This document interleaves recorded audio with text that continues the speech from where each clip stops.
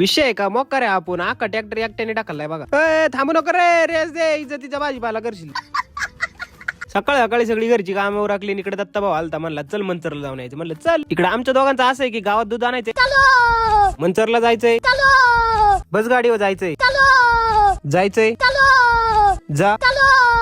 बस आता एडिटर पण म्हणून याला स्क्रिप्ट भेटली तर हा किती खेचायला लागला. या पाय या रस्त्याचं काम चाललंय ना, त्यामुळेच मोकार ट्रॅफिक होत. आमचं नशीब इतकं बंगार ना, आम्ही जिथे जाईन तिथे आम्हाला 10-15 मिनिटं वेटच करायला लागते. इकडे पशुसेवा मध्ये आलो, आपल्या जरा कोंबड्यांना औषधं द्यायची होती, ते तिथे घ्यायला आलतो. या पाय हे कॅड घेतला 2,500चं. मोकार माणूस आहे आपण. इकडे दुसऱ्या दुकानात येऊन लिओसाठी पण औषध घेतो. हे ऑफिस मधून दुसरं कॅड उचललं आणि इथं दत्तानी पण काही औषधं घेतली होती. आता तुम्ही माणसं लिओ आल्यापासून काळाला विसरला की ते काय झालंय माहिती का, लिओ आल्यापासून काळात शांत झालेलं. तर चला आता मी गाडी काढायचं कारण असं आहे की आज जायचं आपल्याला फवारायला. आता निघलोच होतो, इथं पेरूच्या झाडाने अडवलं. म्हणलं एक पेरू तरी घेऊन जा. म्हणलं थांब घेऊन जातो. कसं आहे गावाला असले की सगळी फळं खायला भेटतात का नाही. आता इथे शिवाचा ट्रॅक्टर पण आलेला आहे फवारायला. या ठिकाणी खाली दिसत झालं तुम्हाला आपलं वावर. आता तुम्ही माणसाला बटाटे नाही लावलं फवारी तो कशाला. तर या ठिकाणी आपण हरभरा केलेला आहे आणि त्यालाच फवारायचं आहे. गवतात हरभरा आहे का हरभऱ्यात गावात आहे तेच कळानी. इकडे पाईप वगैरे सगळे रेडी आणि इकडे मम्मीचं तर काय चाललंय मध्येच काय कळानी. पहिला पण लय दिवसानंतर आपला फवारायचा ब्लॉग होत असेल नाही का. थांबा आता पुढल्या वर्षी बटाटे लावणारच आहे, त्याचे ब्लॉग येतीलच खतरनाक. इकडे आता फवारून झालं तर आम्ही निघालो. आता इथे ट्रॅक्टर जरा चढायला चढत होता. म्हणलं चला जरा हात लावून देऊ आपण त्याला.